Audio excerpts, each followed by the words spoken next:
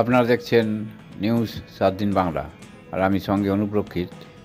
আমরা সবসময় মানুষের কথাই বলি। প্রয়াত হলেন বিখ্যাত ব্রিটিশ অভিনেতা বার্নার্ড হিল।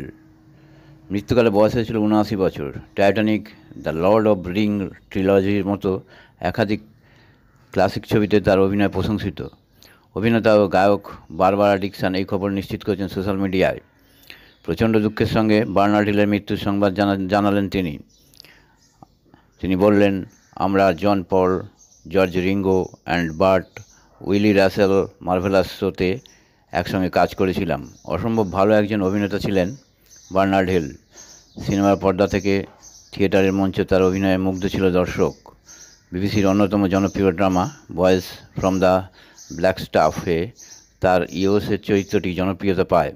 টাইটানিক ছবিতে ক্যাপ্টেন এডওয়ার্ড স্মিথের চরিত্রে তার অনবদ্য অভিনয় মনে রাখবে সারা জীবন সিনেমার দর্শক।